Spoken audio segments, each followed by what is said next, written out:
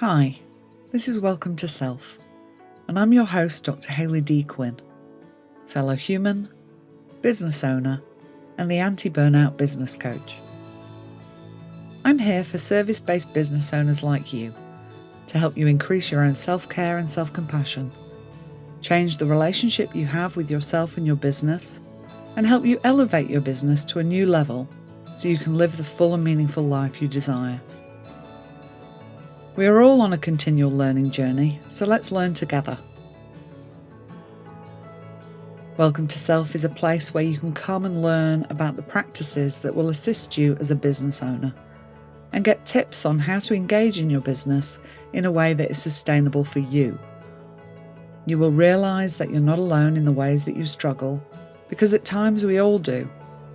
And I'm happy to share with you what I've learned through my own struggles and my experiences of running businesses. You can join me as I chat to wonderful guests and have your curiosity piqued about various topics. And I'll also bring you solo bite-sized business episodes that can easily fit into your day. This is a place to remember that you are human first and have different tasks in your business and different roles in your life that need your attention. And for that, you need to take care of yourself in the best way you can. This is a place of nourishment, growth, and helpful information. A place where you can learn ways to assist you and your business to thrive. Because remember, if you thrive, your business can too. Now let's get to the episode. Hi, and welcome to another episode and another great guest. Turns out my next guest and I grew up just over half an hour from each other in the UK and moved to Australia at a very similar time of life. Join two northern lasses as we chat about all things SEO, websites, writing books, self-care, and being yourself. My guest, Kate Toon, is an award-winning business mentor and digital marketing coach, as well as the author of the popular business book, 6 Figures in School Hours, How to Run a Successful Business and Still Be a Good Parent.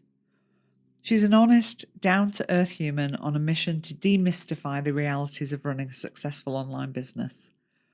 And while she's serious about business, she doesn't take things too seriously. Her Stay Tuned group of companies include the Digital Marketing Collective, the Clever Copywriting School, and the Recipe for SEO Success. Kate has helped more than 20,000 other businesses demystify digital marketing, grapple with the Google beast, and find their own version of success. I really enjoyed this conversation with Kate, and I'm sure you will as well. Plus, it's full of great information to help you in your business. It is my absolute pleasure to welcome Kate to the podcast.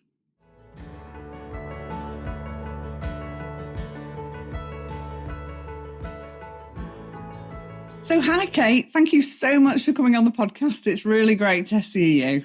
It's lovely to be here. And I cannot believe that we are from the same place, like within literally 5 miles of each other. I know, crazy stuff. Like, how's that? So as we were talking before, we were going to do a bit of a warning that our northern accents might get a bit stronger as we go. So some people might not actually understand what we're talking about by the end. Have a transcript. We'll need a transcript. There you go. Fantastic. So do you want to start with just telling us a bit about who is Kate Toon? Oh, that's an existential question. I don't know today. I'm a bit tired. I need more coffee. No, I mean, these days I'd say I'm a business mentor, digital marketing coach, an author, a podcaster, a speaker, a mum, a dog owner, and I'm a very tired middle-aged woman, I think. Fantastic. So lots of things which can lead us to be tired, and we'll talk a little bit more about how we manage that and deal with that a bit later on. But one of the things, I think how I kind of came across you was around SEO. And I was like, what is SEO? And obviously having, engaged in some of your things, I know a bit more about SEO, but you are certainly one of the experts out there. So can you tell us, what is SEO and why is it important for our businesses? Really, SEO stands for search engine optimization, which isn't any more helpful, but it's the art of making Google fall in love with your website. And if Google falls in love with your website, they're going to rank it higher when people search for things related to what you do. And so there is, a methodology, a process, and things you need to tick off to make Google find your website more attractive. The analogy I like to use is the bachelor analogy, which is a terrible analogy, but Google's coming in, it's the bachelor, it's got 30 websites to choose from. Why is it going to choose yours? And Google has a bit of a list, about 200 things that it Wow. wants from your website. And really, SEO is the art of working out what those things are, putting them in order of priority and doing them. Right. So sticking with your kind of bachelor theme, your website can't just be pretty, can it? It's kind of got to have some intelligence. It's got to have a good personality. It's got to have some interesting things to talk about. Well, that's exactly it. So it's got to be relevant. Some of the analogy doesn't kind of work at some point because it gets a bit Yeah, weird. let's stop that. Yeah, it's got to be fast. So, some of the technical things are it's got to load very quickly in 3 seconds or less. It's got to look really good on mobile, since these days Google only looks at the mobile version of your site. It doesn't look at the desktop version at all. Oh, wow. And I didn't know that. most of your audience, if you look at Google Analytics, you'll probably see about 50-60% of your audience is now viewing your site on a mobile. And we all know the experience isn't quite as good on a mobile, but that's the device we're using. Wow. It's making sure that Google can get to every page in your site, the things aren't blocked or broken. And then it's about the content on the page, like making sure that it's really engaging and exciting for humans and for Google, and that you've labeled things well, you've named your images well, and you're not trying to load a 20 megabyte image file onto the page and people are sitting there going, when is this site going to appear? So most of it is common sense. Yeah. And the problem, I think, is that SEO has a bit of a bad reputation because you get lots of weird people emailing you saying, greetings of the day. Your website's terrible. It needs to be fixed. And you don't get accountants doing that. And you don't get real estate agents doing that. No. It's really weird. Yeah, I was gonna mention that because I'm sure I'm not the only one, and obviously not with you mentioning it, is I get lots of emails saying, oh, we've noticed this or that, and putting all this stuff, which I just look at and delete them straight away. Because I figure if I want somebody to do my SEO, or I'm either going to learn about it or I'm going to get somebody and I'm going to approach them. But they do write them in ways that they look like they've legitimately found problems. So how can people kind of safeguard a little bit about what advice would you give around that stuff? Absolutely. You just delete all of them. They're not true. They're not legit. They haven't looked at your site, and they're playing on the fact that most people don't know what SEO is. They don't understand their own website. They paid someone to build it, and things like emails like that freak you out, right? Because nobody wants to be seen to be doing something wrong. And we all understand that if we if Google gets fed up with us, then we could be taken off the index. And that's the worst thing ever, right? So they're just using fear, and they haven't looked at your site, and you should absolutely just delete all of them. You would never hire an accountant because they sent you an email. No. You would do your research, you would talk to people, you'd get a recommendation, you'd get a couple of testimonials from people who are in the same industry as you. Because again, even if you hire an SEO person, they might have loads of experience working with plumbers, but no experience working with psychologists. And it's very different how you work with them. So no, absolutely delete them, ignore them. They have not looked at your site. They're just trying to scare you. Yeah. And it obviously works, because they wouldn't keep sending them if it didn't work. So of course, lots of people who come onto my courses have been tricked, have wasted a lot of money because they just didn't educate themselves, which is, fair. We're small business owners, got a lot to do. You cannot be good at everything, and you want to trust that if someone says they can do a good job, they can. But unfortunately, they can't. Yeah. So delete the emails and then Google Kate Toon and check out Kate's offerings instead. Exactly. I think one of the things I really like about you, Kate, is you're very transparent, on your socials and when you do your trainings, and you've got some offerings from free offerings through to paid offerings. And that's something I think you are very transparent about the work you do, which I think is comforting for people who don't understand the area that well. Yeah, I try to be. I mean, I'm very honest about all of it, really. My failures, I share how much I make within my membership, which is very vulnerable. We're British, we're told not to talk about these things. But I'm also like, it's, I don't know. It's funny because it's like, why do people not share that stuff? What are they afraid of? that someone's going to see that they're not the perfect being that they're putting out there. People are going to see that anyway. Yeah, So, exactly. and it's much better if I own it. If I own the fact that sometimes I'm a bit of a buffoon or I've made a mistake, it's much better that I own that, because it takes away other people's power. You Yeah. know, people can't be like criticizing me for being scruffy if I'm already out there laughing at the fact that I'm scruffy. Do you know what I mean? It takes away people's power, Yeah. and therefore it makes it easier for you to show up, because you're like, I've got really not much to hide. I don't share my really bad stories, my trauma and Yeah. all of that. And I know Yeah. some people do, but that's not me. But, generally, if I mess up, I think it humanizes me. And if my audience thinks, oh, well, she made a mistake, so she's probably not for me, then they're probably not for me. Yeah. So Absolutely. I've just, it's easier as well. So much easier to just turn up and be yourself. It's exhausting trying to be professional all the time. Isn't it? I mean, that's the Yeah. thing. I think the thing I've discovered over my lifetime is authentic living Yeah. is just an easier way, a more joyful way to live. It is, Yeah. totally. Yeah, and, all of the paraphernalia that goes with it, like, you wanna say something online and you think, "Oh, I've got to do my hair, and I've got to put a dress on, and I've got to get my lighting right," and then it's 2 hours later and you've not made the video. Yeah. Turn up with your scruffy hair, who cares? Yeah. I literally, I think about all the people I've met, and I can picture them in my head, but there's no one I think, "Oh, don't like the look of them." Do you know what I mean? It just doesn't, I'm too busy listening to what they're saying. Exactly. But I think we worry a lot about. Yeah, absolutely. So let's talk a little bit about website wobbles. Like, what are some of the biggest mistakes that perhaps small business owners make with their websites? And then what might be some easy fixes that they could start with if they aren't ready to kind of get somebody else to come in and fix things up for them? Yeah, I think, one non-mistake is people worry a lot about which platform they should go with. Should they go with Wix or Shopify or Squarespace or WordPress? So one little thing to say there is they're all much of a muchness now, and they're all pretty good. Yeah. They're all pretty good. It's really more about how much money you've got to spend. Yeah. Would I go with, like, a site on GoDaddy? No, I wouldn't. But those main platforms, they're all pretty good. So that's one kind of non-mistake, but that's something Yeah. that people worry about. I think the next thing is just thinking that your website is a once-off job, that you build it, you pay someone to build it, and then it's there. It's a living, breathing beast. It's possibly the most important part of your business, Yeah. and you need to kind of give it love and attention and add content to it and keep it fresh. Um, I'd say my top tip would be to just get someone who doesn't really understand your business that well to have a little look at your homepage, and ask them, "Can you tell really quickly what I do? Can you tell Yeah. who I am, what I do, who I do it for, and why I'm better than anybody else?" Oh, I Because love often, those. if you And go can to, you? like, I'll say it again, Yeah. who I am. So Yeah.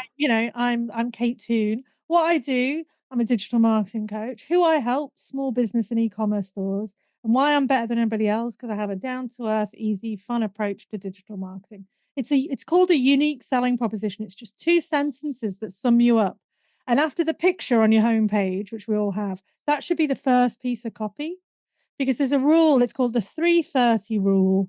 And it's that when someone hits your site, they've got 3 seconds to feel like they're in the right place, right? Yeah. And if they don't, they'll bounce out of your site very quickly.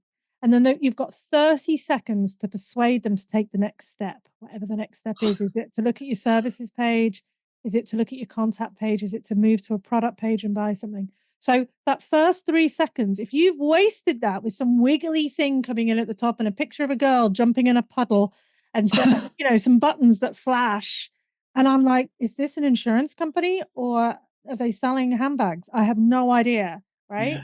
So you've got to be really speedy at getting the message across. And sometimes we need to sacrifice a bit of form for function. So a Yeah. bit, as you said earlier, less pretty, more practical, you know, Yeah. because pretty doesn't sell stuff. It really doesn't. And it doesn't matter how pretty a site is. If I don't know what you do, it's not going to work. Yeah, gosh, the world's really changed, hasn't it? Everything is so Mm. fast paced now. The era of, wandering into an in real life, do we call Yeah. that now? In Yeah. real life shop, where you'd go in and you'd spend time browsing around. I mean, that era's gone, hasn't it? This is It has. now like 3 seconds to get someone's attention, Mm. 30 seconds to get them to take the next step. I mean, that's so fast paced. Yeah, The it is. information we put there has got to be so Crucial. specific, hasn't it? It's crucial, and it's got to load quickly. Don't put it in silly fancy brush fonts, that are difficult to read. Make sure the contrast is good. Black copy on a white background. It's worked for hundreds of years. Don't change it. Don't be putting grey copy on a lemon background. It's usability and accessibility. It's a combination, but Yeah. it's all about clarity. And remember as well that someone might be viewing your site on a mobile phone Yeah. at Coles checkout with the sun shining on the screen. That's the real life, right? We're not all sitting at a Yeah. desktop patiently browsing through your content. We're on the Yeah. move. We're busy people, so make it easy. Yeah. Those are really great tips. Any others before we move on to a different? Oh, I could go on, but I'd say my only other one is at least once a week, try to go through your site like a real person. If you're a store, try and buy a product all the way through. If you are a service business, try to fill out your own contact form. Again, on a mobile phone while walking. Uh, Preferably holding a screaming toddler. If you don't have a screaming toddler, get someone else's. Just once a week, check that, because things break. Things break, plugins and apps change, and you may find that, oh, I'm wondering why I'm not getting any emails. And maybe your contact form has been broken for weeks. So, make sure that you put a little bit of time aside every Friday morning in your diary, 10-minute quick on your phone check of your site. I guarantee if you did that every week, by the end of the year, you'd have found probably 100 little things you want to fix and improve on. So, yeah, really important. And like you say, scheduling it in and Yeah. allocating just 10 minutes means that we can actually do these things without it feeling too overwhelming. Yeah. And I'll let you do it once a fortnight if you want. Once a fortnight. Oh, you're very generous. Okay. Very gracious, Kate. It's a northern thing. Yeah. Fantastic. So I wanted to talk to you about what motivated you to write your first book. Oh, well, actually, this is my fourth book. So sorry, your fourth book. I meant you've got another one coming out, which is very similar in title. So in my mind, I'm like, okay, the first in the series, because maybe this is going to be a series. Yes, it is. So this is my first, I would say, real book. I wrote a poetry book, a kids book, and then I published my first businessy book. It was called Confessions of a Misfit Entrepreneur in 2017. But all of those were self-published. So the reason that this book is I really wanted a real publisher.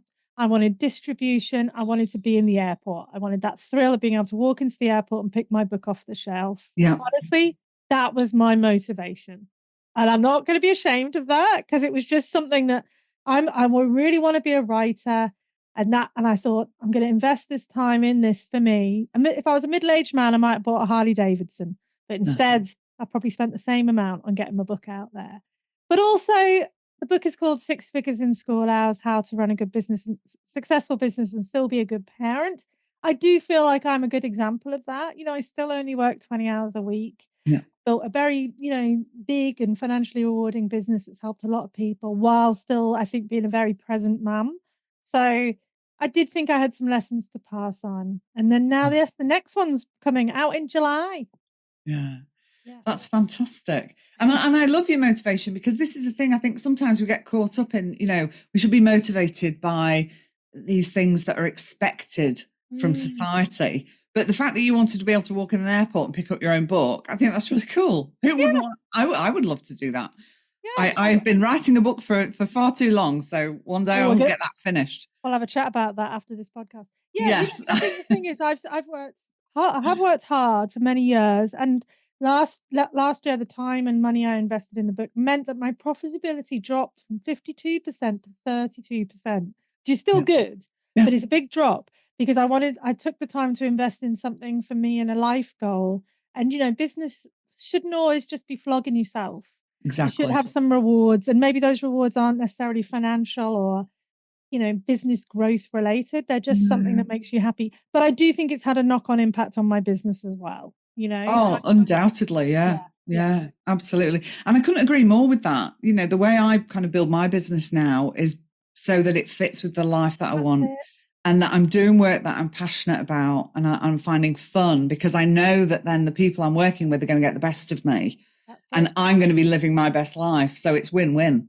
Yeah, totally. I mean, I want to kind of race to my desk on a Monday, and I still do. I would say that a large chunk of my business is very boring and repetitive, but there's a joy in that as well, because it's very content. There's no Yeah. ups and downs. There's no stress. So, Yes. I really, all I want these days is an easy life with no Yeah. drama. Yeah. And if that means I don't get many highs and lows, so be it. Yeah. I'd rather have that. I just want to keep myself on a bit of a, sounds negative, a flat line, Yeah. because that's a nice place to be, to have a day where there's no nasty surprises. I love it. Absolutely. And I think the little things, I always taught my son, get excited about the little things, because that's what you'll have lots of in your life. If Yeah. you're only going to get excited when something big happens, you have big periods of waiting and maybe nothing big will happen. Who knows? That's So it. I think I really All like that. pleasures. Yeah, Yeah. my mantra at the moment is, instead of dream big, do small. Yeah. Small Lovely. incremental changes, rather than like reach for the stars, up level, dream, oh whatever. Just do something little and enjoyable, and keep on swimming. I think, persistence and longevity is underrated in Yeah. our business world. Turning up every day to a job that you enjoy, that supports your life, that's enough. Can't that be enough? Do we all have to Yeah. be famous? Do we all have to make millions? No, I don't want Yeah. to. Yeah. I was listening to a podcast as I was driving up the coast actually last night. And it was Jamila Jamil was talking on a podcast, and she was saying, well, why are we all aspiring to be billionaires? That means we're just all going to want to hoard our money. Yeah. Like, why are we holding that up as something to be striving for? Yeah, I know. Like I mean, we're that's not English. going to help We're the world, is it? No, we're English and we're Northern, and that's definitely not something that is promoted where we come from. My parents were very much, never a borrower or a lender bee, don't get credit cards, just keep it small, don't be over ambitious. And I think that can hold you back. Like, I don't think ambition is wrong, but you've got to be really careful about what you set as your goal. Like, I fell into that. I made money my God. And, I hit my $1 million a year. And it was deeply unsatisfying. Mm. That sounds a very smug thing to say. But now I've actually reduced my income goals dramatically, Yeah. because, I want to make sure that I'm happy, as well. Absolutely. I'm so sorry. My wonderful partner just bought me a coffee. I'm sorry to interrupt your podcast. Oh, never apologize for that. That's wonderful. Yeah. And it's not about demonizing ambition. I'm an ambitious woman. Yeah.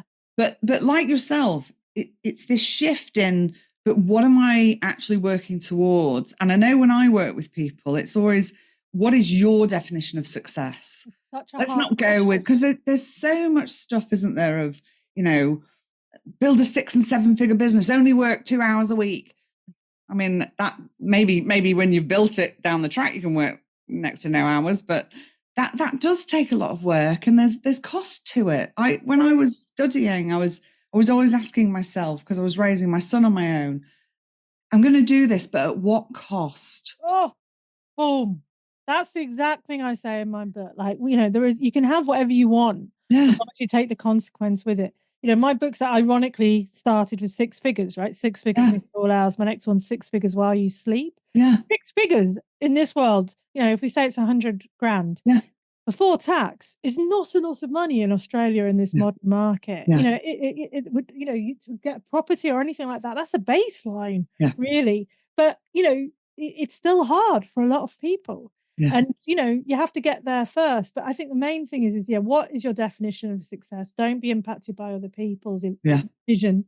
Because, I'll often see someone doing something fabulous. And it's funny, I just was talking to you before this. I went and spoke at Writers' Festival, and a couple of years ago, I saw that and thought that would be a dream. And was it? It was all right. It was good. I loved it. But it was 4 days away from home. It was a lot of travel. I didn't know anybody. I'm quite introverted. I was on stage for like half an hour. It was good. It wasn't amazing. And it's like I set that up as some big goal thinking it'd be whoop-de-doo, but honestly it was great coming home. So, just be careful what you wish for, because often Absolutely. it's Absolutely. So I'm curious, what did you learn in the process of writing a book? And like you say, you've written a few. So, because I think anything like that, those kind of endeavors, as well as running businesses, I think they're more of a personal growth journey than anything else. We're like the same person. Everything you're saying, I'm like, I was going to say that. Yeah, huge personal development, the ability to make yourself do something every day that in reality you don't want to do, because it's very hard writing a book, and to do it in a short period of time. So I wrote my first one in about 7 weeks. Well, This one's taken a little bit longer, but after we finish this, I've got to write more of my book. I don't want to. I'd rather do anything else. So the ability to force yourself to do something you don't want to do, and there's no immediate dopamine. yeah, Like it's slow release serotonin of achievement. I'll get my dopamine later down the track, but right now it's pleasure delay, massive yeah, pleasure delay, and just slog. It also taught me the art. Made me realize I am a good writer. Like, and I yeah, can say that with confidence now, because you never know, do you? But it's been very well received, and I've had some confidence about the writing as well as the content. yeah, Um, yeah, and just the ability to see something through. So yeah. often we set goals and we start things and we don't finish them. Mm. So to finish it, is and it is part of a trilogy, so there is one more coming. But I may give Oh, myself. I've said to myself I won't do that the start of next year, but I probably will. I know what I'm like. I love having a goal. I love having a project. yeah. Even though it's a stick to beat myself with while I'm doing it, I'm gonna feel so good. I've got 3 chapters to go, Hayley, and then I'm done. That's so Um, I know, exciting. I can't wait. Can't wait. That's so exciting. And I think, like you say, finishing, I have an early life history of starting and finishing nothing. Yeah, me And too. when I went to uni as a single parent and ended up doing a PhD and finishing that PhD. One was felt great because I'd done a PhD, but two, it was this nod to my younger self to say, you see, I you were know. always capable, always. And we Yeah. did it. Well, I love that, Feeling a exactly. bit emotional. I know, but it's so true, and I have a physical, tangible thing that Yeah. I did that, and that's why, I Yeah. still every time I go into a bookshop, I'll take a photo of it, and I'll do it till I die, Mm. because that is, as you said, it's proof to myself that I can do hard things, Yeah. and things that other people, it's the cheesy meme about it, isn't it? That you'll put the time in now when people won't, to have something that most people aspire to and will never have. You Yeah. have to push yourself, Yeah. not to the point of burnout. Obviously, No. we're going to talk about that. But there is a degree of pushing yourself and Yeah. doing things that you don't want to do. Life isn't all jolly and wonderful. Yeah. Sometimes it's just hard work, and accepting that is important, I think. Yeah. Well, that's inspiring me to get back to my book, which is a large draft at this point, just needs some work doing. Yeah. I'm going to be living up at the beach for at least the next year. So Oh, I there you said to my go. husband, maybe this is the time for me to tune into that creativity and get my book done. I So think it is. I think this is the serendipitous discussion. It was meant to yeah. happen.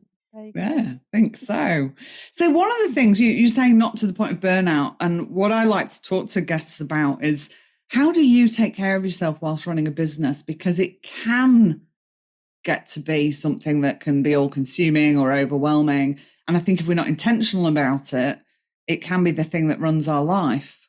Absolutely. I mean, I think I've not burnt out, but I've definitely smelt the whiff of the smoke. Do you know what I mean? Yeah, So go back maybe to 2016, 2017. I was very overweight, very unhealthy, had health problems.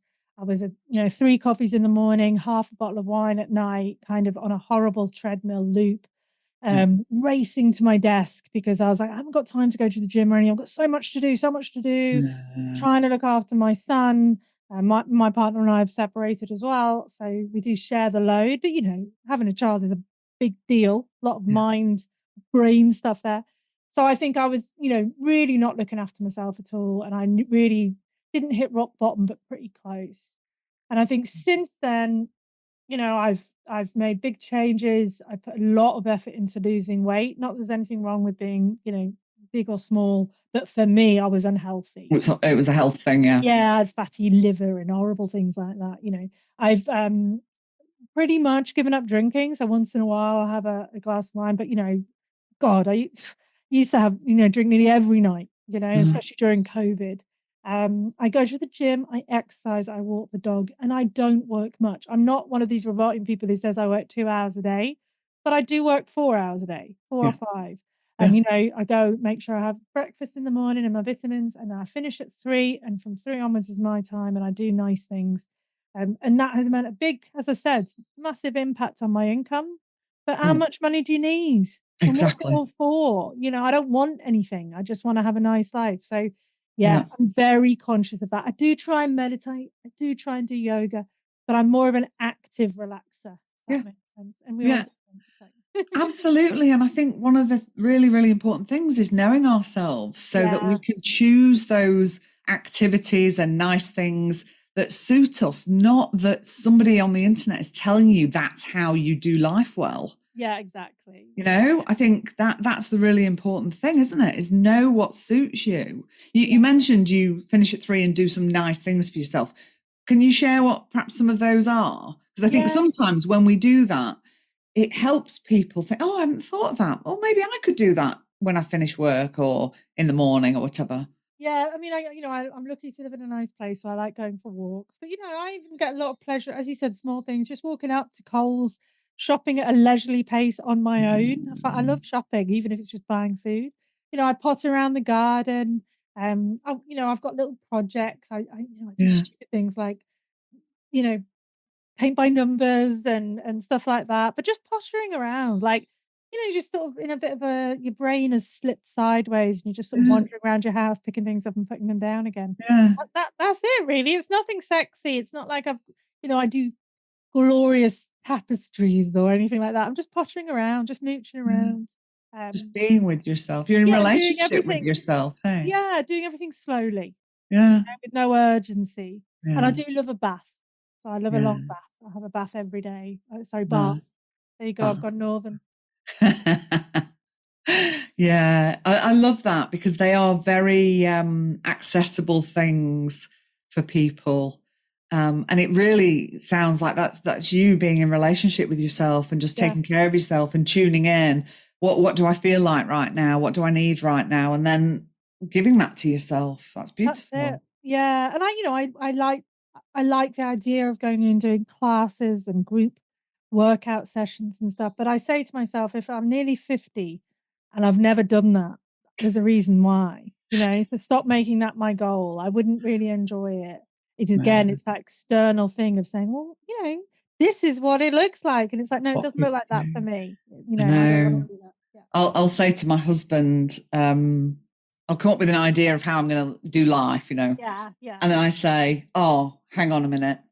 No, actually, I'm going to plan it based on who I am. Yeah, And it's going to look completely different to yeah. That's that. it. My very weary partner is like, "Cool, that sounds really good. It's great, that plan," knowing full well I will never do it, you know? But So it's listening like, to oh, me. that looks really exciting. Oh, that looks really cool. I'd like to do that. And I'm like, actually, no, I wouldn't. Yeah, and this is it, getting more in tune with, because I have today me and yesterday me, and God, do I curse yesterday me sometimes, who sets out these ridiculous plans and goals.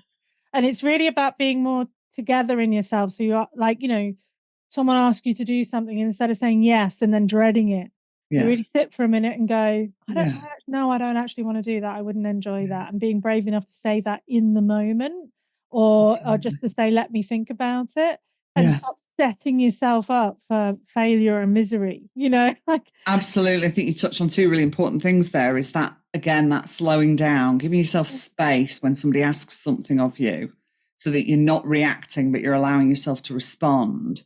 And then learning to say no. This is something I work with people in my groups yeah. is learning to say no because it's one of the smallest words we have, but can be one of the hardest to say. But I say to people, it's not that you don't know how to say no. You're saying it to the wrong person.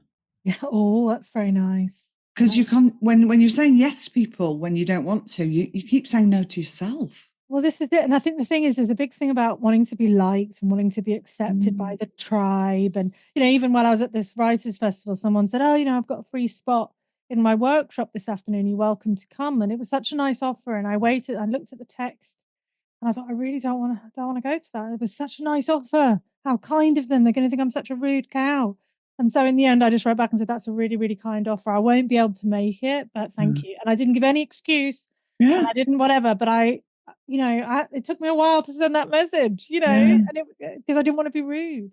But that's fantastic. And you did it in a way that is really lovely. It's like the Yeah, gratitude of thank you, that's really kind of you. yeah, And I can't come. yeah, Thank you anyway. yeah, Yeah. I yeah. love that. I love that. So What is something, if you could go back to your younger self, we were saying before, we both came out to this wonderful, wonderful land of Australia when we were 25, because we literally are twins. What is something you would if you could go back and say to your younger self about business or life, what would you say to her? I mean, it's a cliche, but the biggest thing would be to stop looking at other people. I've wasted months and years being envious and jealous of other people, looking at their successes and grumbling about why I'm not having that success.